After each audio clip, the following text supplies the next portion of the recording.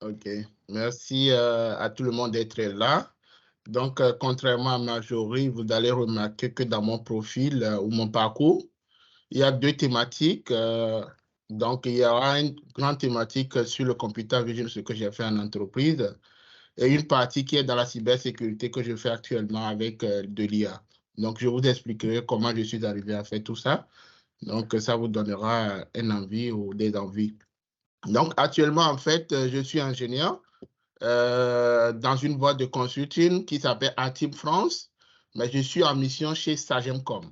Donc, j'ai choisi la boîte de consulting. Beaucoup de personnes vont me poser la question, pourquoi j'ai choisi cette boîte, pourquoi je ne suis pas allé en interne. J'ai choisi une boîte de consulting parce que ça te donne la main de pouvoir faire plusieurs missions en fonction de ce que tu veux faire dans la vie, en fonction de tes compétences ou de ce que tu veux apprendre. Donc, moi, j'ai choisi cette boîte pour pouvoir faire plusieurs missions différemment. Donc, ma présentation, je vais commencer par mon Master 2, donc ce que j'ai fait en Master 2 et pourquoi est-ce que plus tard, je suis allé directement dans le computer vision et plus tard dans la cybersécurité. Donc, en Master 2, j'ai eu la chance, donc je remercie vivement si David Rousseau est là.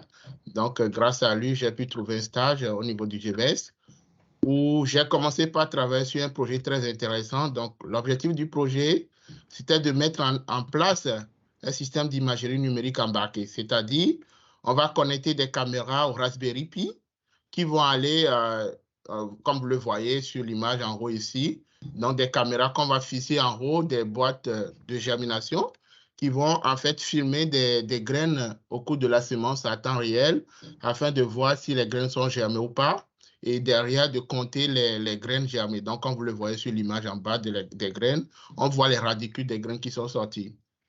Donc, ce stage, en fait, ça m'a beaucoup aidé à voir en fait, les différentes applications de traitement d'images dans le monde réel, surtout dans l'agriculture. Et ça m'a poussé au cours de mon stage à travers d'autres compétences qu'on n'a pas dans notre parcours, c'est-à-dire plus programmer en C++, en Qt, plus aller dans l'imagerie embarquée. Donc, c'est ce que j'ai fait plus tard, je vais vous expliquer tout à l'heure, c'est ce que j'ai fait.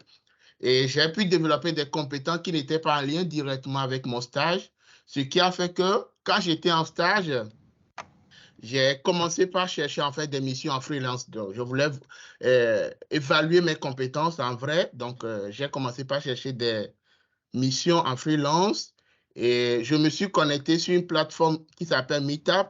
Sur cette plateforme, en fait, il y a des groupes d'intelligence artificielle de plusieurs groupes. Et en assistant aux conférences, j'ai eu la chance d'intégrer un groupe où il y avait plusieurs missions dans l'intelligence artificielle et dans le système embarqué. Donc, j'ai pu décrocher une mission et juste après mon stage en fin juillet 2021, j'ai commencé directement en août. Je n'avais pas dit à mes collègues parce que je ne savais pas comment ça serait. Donc, j'ai fait la mission, normalement, c'était 3 mois renouvelables. Donc, j'ai fait de août en décembre chez Continental. Donc, Continental, en fait, c'est une boîte dans le pneumatique et aujourd'hui, c'est le leader mondial dans le système embarqué automobile. Donc, l'objectif de la mission, c'était de développer des algorithmes qui vont aider à la conduite. Donc, vous allez voir le système ADAS, c'est le système d'aide à la conduite. Donc, moi, j'étais en fait chargé de développer des algorithmes qui vont être capables de lire les panneaux de signalisation. Donc, quand ça lit les panneaux de signalisation, ça va compter, ça va lire la vitesse qui est indiquée sur le panneau de signalisation et les informations qui sont sur les panneaux de signalisation. À partir de ces informations, ça va aider en fait le programme intégré dans le bord de la voiture à ralentir la voiture ou à augmenter la vitesse si la personne n'augmente pas la vitesse s'il est sur l'autoroute. Il y a une deuxième chose que j'ai trouvée très intéressante, vous allez trouver ça sur l'image qui est ici, c'est qu'il y a des capteurs LiDAR. Donc, on a 2 capteurs LiDAR qu'on va placer devant et derrière la voiture. Des fois, la personne peut être fatiguée quand il est en train de conduire, sans savoir, il va accélérer, il peut cogner la personne. Donc, à partir de ces capteurs, il va calculer la distance entre la voiture qui est derrière ou devant lui, qui va en fait permettre de freiner ou de ralentir la vitesse et ça évite beaucoup d'accidents. Je ne peux pas aller en détail parce que c'est des projets qui sont, si vous voyez des voitures de 2022-2023, vous allez remarquer qu'il y a des technologies comme ça qui sont dedans. Je ne peux pas aller pour éviter de divulguer des informations sensibles. je ne peux pas aller trop en détail. Donc, après cette mission, en décembre 2021, j'ai eu la chance, en fait, de décrocher une nouvelle mission chez Lacroix Electronics. Donc, Lacroix Electronics, c'est le leader mondial de la fabrication des puces électroniques dans les voitures ou dans les moteurs. Et là, j'avais décroché un CDI, mais j'ai fait que 3 mois chez eux parce que l'environnement de travail, on m'a recruté sur 37 heures, mais je me suis rendu compte qu'il faut travailler plus de 40 heures. Et de deux, il faut vraiment avoir la pression. Donc, j'avais mes projets derrière qui ne me permettaient pas de travailler plus que ça. Là, je vous explique ce que j'ai fait concrètement là-bas. Vous remarquez sur l'image à droite qu'on a une voiture.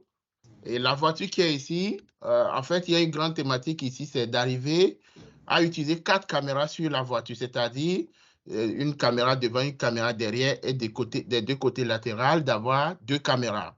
Pourquoi cela? Parce qu'aujourd'hui, on remarque qu'on a un système GPS qui permet de retrouver une voiture à partir des trajectoires, mais on peut bloquer le signal du GPS, ce qui fait que si une voiture se perd, on peut facilement ne pas le trouver. Donc, l'objectif de ce projet, c'est en fait d'arriver à partir de 4 caméras, retrouver la trajectoire d'une voiture en circulation ou une voiture qui a fait une circulation donnée. Qu'est-ce qu'on va utiliser? On va utiliser un algorithme. Je vous convie vraiment, ceux qui sont en M2, M1, à aller voir comment cet algorithme fonctionne. C'est comme le fil de Kalman, mais c'est plus avancé. L'algorithme ici va utiliser deux images consécutives, c'est-à-dire il va prendre 2 séquences d'images et il va utiliser les pixels qui sont en mouvement. Donc, à partir de ces pixels, il va estimer en fait la vitesse de la voiture qui est en train de rouler. Il va estimer aussi la direction. Donc, à partir des 4 caméras, nous, on va reconstituer le trajet d'une voiture, quel que soit là où la voiture est. Donc, l'avantage d'abord, on peut savoir là où se trouve notre voiture et on peut avoir les images autour de la voiture au cours du déplacement. Donc, c'est plus avantageux que d'utiliser un GPS classique. L'avantage vous permettra facilement de faire beaucoup de choses derrière. Donc, je ne peux pas aussi aller en détail sur les algorithmes parce que c'est quelque chose qui va être déployé en 2024 dans beaucoup de voitures. Donc, voilà un des projets, des deuxième projet. Alors, quand j'ai fini cette mission en mars 2022, donc j'ai fait 3 mois chez eux à Lacroix Electronics. J'ai eu la chance de décrocher directement parce que quand je finissais la mission, je cherchais des projets. Donc, j'ai trouvé directement un autre CDI chez Artim France. Donc, c'est ce que je vous ai montré. Artim France, j'ai accepté parce que j'ai eu plusieurs propositions. L'avantage, c'est que notre formation, quand vous travaillez des compétences, moi, j'ai eu jusqu'à 10 propositions. Et la chance que j'ai eue, c'est que j'ai pris le temps d'analyser les avantages. L'avantage d'Artim, c'est qu'il n'a que les grands groupes, c'est-à-dire les grands comptes, qui vous permet de choisir la mission là où vous voulez aller. Donc, la première mission que j'ai faite, c'est pour Artim, c'est avec la boîte qui s'appelle Sibeliant et Parrot. Parrot, je ne sais pas si vous connaissez, c'est le leader mondial dans les drones. C'est lui qui fabrique les drones militaires, commerciaux, tout ça. C'est le leader mondial. Ça se trouve à Paris ici. Donc, quand ils m'ont appelé là-bas, ils m'ont demandé, en fait, il y a une problématique que vous savez tous aujourd'hui, on a des déchets sauvages partout, dans les villes, dans les campagnes et partout, ça salit l'atmosphère. Donc, l'objectif pour eux, c'est qu'ils veulent maintenant arriver à détecter les déchets sauvages. Et l'objectif le plus fou dans le projet, c'est d'arriver à trouver les déchets, comme vous le trouvez ici, dans les lieux clos, c'est-à-dire des lieux où on n'a pas tellement d'éclairage, où on a un peu de luminosité ou d'obscurité, ou d'autres contraintes qui sont plus fortes. Donc, il faut trouver maintenant, si tu es un ingénieur en traitement d'image, trouver un algorithme qui est capable d'avoir une inférence, c'est-à-dire la vitesse de détection doit être plus grande, la précision doit être bonne, et ça doit permettre de détecter en fait tous les éléments possibles. Donc, j'ai pris cette image en exemple de nos détections pour vous montrer que même si on a un objet caché sous les arbres, on peut arriver à détecter. Donc, quel algorithme j'ai utilisé? YOLO V5, donc c'est un algorithme de détection. Pour moi, aujourd'hui, c'est le meilleur algorithme dans la détection des objets. Pour 2 raisons. Parce que lui va utiliser, ceux qui sont en M2, peut-être vous allez comprendre, il va utiliser, en fait, 2 étapes à une étape, c'est-à-dire il va aller chercher l'information et il va détecter directement. Au lieu que les algorithmes à 2 étapes qui vont aller chercher les informations, qui vont revenir, vont voir les similarités avant de détecter, le YOLO V5 va aller chercher directement l'information qu'on veut et il détecte. Et comme le voyez, on est arrivé avec notre algorithme qu'on a fait à avoir une précision de 94%. C'est-à-dire, aujourd'hui, si on déploie l'algorithme, on peut avoir 94% de précision de détection. Alors, l'avantage qu'on a fini, vu que j'avais déjà travaillé sur les Raspberry Pi, j'ai eu la chance de piloter un drone, donc de Parrot. Donc, et on a intégré, c'est-à-dire, on a intégré, je ne veux pas donner les détails de l'intégration pour que vous ayez une idée plus claire. On a intégré notre algorithme sur le drone et on a eu une autorisation de la ville de Paris pour sillonner toute la ville de Paris pour savoir où se trouvent plus de déchets sauvages et on calcule aussi la surface occupée par ces déchets sauvages. Donc, c'est un projet très intéressant que j'ai bien aimé, que j'ai fait sur 5 mois. Une fois que j'ai fini, vu mes projets personnels actuellement, j'ai voulu faire autre chose. C'est-à-dire, j'ai d'autres compétences à part l'imagerie, j'ai voulu faire autre chose. Donc, j'ai demandé à faire une autre mission. Donc, on m'a envoyé chez Novidis. Donc, Novidis, ça fait partie du groupe CS Group. Et ils avaient une mission chez ESA, Agence spatiale européenne. Donc, eux, ils avaient besoin de quelqu'un qui s'y connaît bien en développement, donc beaucoup en programmation, beaucoup en cybersécurité, en réseau, et qui a une idée sur l'IA. Donc, je vous explique de façon simple ce que j'ai fait là-bas. Alors, le projet, c'est qu'au niveau de l'ESA, eux, ils envoient des satellites, beaucoup d'éléments vers l'atmosphère, et ces éléments sont attaqués souvent. Quand ces éléments sont attaqués, on appelle les attaques les incidents. Donc, l'objectif du projet, c'était d'arriver à développer un algorithme qui est capable, en fait, de recueillir les incidents, c'est-à-dire les attaques qui ont été faites, de les classer en fonction de leur score, c'est-à-dire de la dangerosité. Donc, quand vous voyez l'image ici, vous allez voir ici, il y a une colonne classification. La classification, l'algorithme que j'ai développé, permet en fait de récupérer chaque type d'attaque et de les classer en fonction. Si c'est une brute de force, c'est ça. Il va te dire. Et un score, donc les scores que vous voyez en couleur ici. Le score ici va te permettre de savoir le score de dangerosité de l'attaque. Donc, par exemple, si on est entre 0 et 25, ça veut dire que la personne est en train d'essayer d'attaquer, mais le fichier qu'il essaie de toucher n'est pas un fichier sensible. Si on est entre 50 et 75, c'est moyen. Mais si on dépasse 75, c'est très, très dangereux. Donc, il faut vite essayer de voir. Donc, ce que j'ai fait, moi, j'ai intégré une carte aussi. Donc, la carte va permettre de récupérer la position où se trouve la personne, c'est-à-dire le pays de la personne, l'adresse IP de la personne et d'autres informations. Et par jour, on va voir à temps réel sur notre système de visualisation la variation des attaques derrière. Donc, le nombre d'attaques qu'on a. Et ici, en haut, vous allez ça compte le nombre d'attaques en fonction de la couleur. Vous savez si l'attaque est dangereuse ou pas, c'est ce qu'on a. Donc, une fois ça, je suis maintenant parti cette mission parce que c'est une mission qui était très capitale pour l'Agence spatiale européenne. Quand vous finissez votre mission, vous intégrez dans le système. Les gens de l'interne de l'Agence spatiale européenne vont continuer par superviser. Moi, je n'avais plus besoin de ma place là-bas.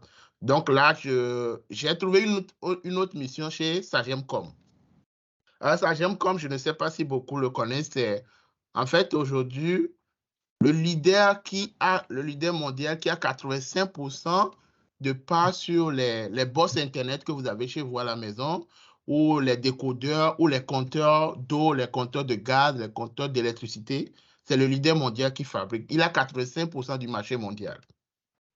Et à Sagemcom, avant de vous parler des projets, il y a 4 entités spécifiques. Il y a 3 R&D, donc ceux qui font la recherche et développement. Il y a la 4e partie qui est ETL, Entité technologique du logiciel. Donc, ils s'occupent de vérifier si tous les produits qui sont développés sont en sécurité avant de les déployer sur le marché. Donc, moi, je suis dans cette entité On est 11 personnes et parmi les 11 personnes, je suis le seul développeur en IA et de développeurs d'applications. Les autres font le pen test, c'est-à-dire ils vont ouvrir les produits, ils vont interagir sur les circuits électroniques pour voir si on peut attaquer ces produits. Dans Sagem, comme je pilote 5 projets, mais je vais vous parler que de 4 projets. Donc, les projets sont des projets de cybersécurité d'IA en même temps. Donc, je vous explique ce que je fais concrètement. Donc, le premier projet, quand je suis arrivé, j'ai travaillé sur un projet qui s'appelle le projet Colibri. Alors, le projet Colibri, c'est quoi? Aujourd'hui, presque tout le monde utilise des logiciels open source. Et quand vous utilisez le logiciel, vous utilisez en fait des licences des gens. Chaque projet a une licence. Et les licences, par exemple, Apache, MIT, GPL, tout ça. Et vous ne savez pas que c'est dangereux derrière d'utiliser la licence des gens, c'est-à-dire l'application des gens gratuitement. Il y a des applications qui ont des licences qui disent si tu utilises mon code ou mon application pour faire un projet, si tu veux vendre le projet, tu es obligé de divulguer comment tu as fabriqué ton produit ou comment tu as développé ton truc. Donc, comme ça vient comme utilise des applications dans les box, dans les décodeurs et tout, on utilise les applications open source ou des packages, des langages. Donc, pour éviter, en fait, d'utiliser l'application ou une licence de quelqu'un pour que ça vienne qu'on puisse payer des amendes, des millions d'amendes derrière, il faut maintenant vérifier si on n'a pas de conflit de licence. Qu'est-ce qu'on appelle par conflit de licence? C'est le fait d'utiliser quelque chose qui n'est pas autorisé, c'est-à-dire une application ou un code qui est sous une licence qui n'est pas autorisée. Donc, ce que moi j'ai développé, qui est très important, c'est d'arriver à partir des codes, c'est-à-dire un code source qu'on va implémenter sur la bosse, nous on va aller récupérer, comme vous voyez ici, une matrice de licence. Donc la matrice de licence que vous voyez ici, il y a des licences qui sont citées ici et des licences qui sont citées ici. Si vous voyez OK, ça veut dire que la licence qu'on doit utiliser, c'est compatible avec les normes de Sagem, comme les licences que Sagem doit utiliser pour pouvoir vendre son produit.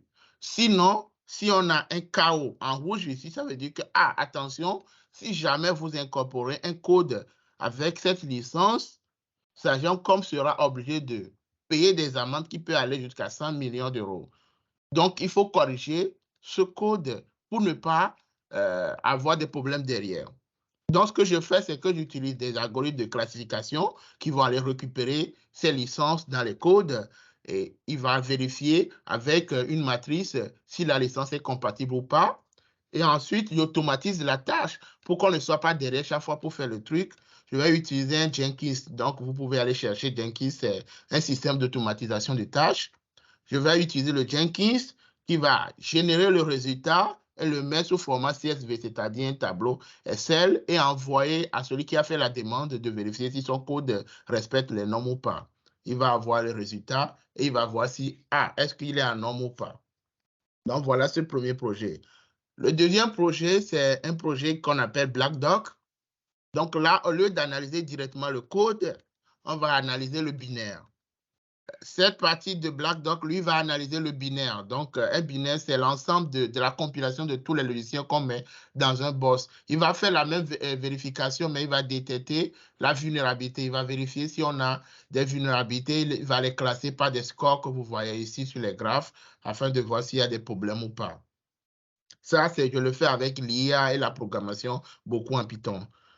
Il y a un autre projet qui est en cryptographie. Donc, le projet, là, ça va permettre de signer tous les fichiers qu'on met dans nos boss, tous les éléments que ça vient qu'on fabrique, on va signer et on va chiffrer l'élément de sorte que derrière, personne ne puisse modifier les fichiers qu'on met. Donc, l'application permet aujourd'hui de demander une opération si tu veux faire une signature ou un chiffrement et quelqu'un doit approuver la signature avant d'appliquer derrière. Et c'est un projet de cryptographie. Ça, c'est l'autodidacte que j'ai fait pour pouvoir le faire derrière. Et le dernier projet que j'aime beaucoup, c'est le projet Shodan. Là, je l'ai développé de zéro. C'est-à-dire, cette application, c'est très viable pour Sagem comme aujourd'hui. Pourquoi? Parce que ce projet va permettre d'aller vérifier tous les appareils de Sagem comme qui sont connectés à l'Internet pour voir s'ils ont des vulnérabilités. ou s'ils ont des failles de sécurité, si on peut attaquer le produit. Donc, en gros, l'utilisateur, il va faire entrer des mots-clés et à partir de ces mots-clés, on va détecter s'il y a des vulnérabilités ou pas. Enfin, on a un résultat, donc un résumé de ce qu'on a. Si on a des vulnérabilités, il va vous donner le type de vulnérabilité, les informations détaillées sur ça.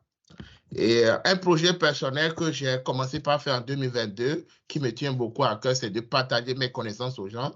Donc, j'ai ma chaîne YouTube où je fais, pour les gens de MDO, M1, je fais beaucoup de vidéos sur le traitement d'images dans la cybersécurité, dans le développement d'applications, où vous allez voir, par exemple, comment est-ce que vous pouvez utiliser YOLO V5 pour pouvoir entraîner vos images, pour faire la détection, ou comment utiliser plusieurs caméras sur les Raspberry Pi ou n'importe quoi, ou YOLO V7, YOLO V8. Voilà à peu près les projets que j'ai pu faire sur mon parcours professionnel. Alors, merci beaucoup pour votre attention. Si vous avez des questions, je serai ravi de vous répondre.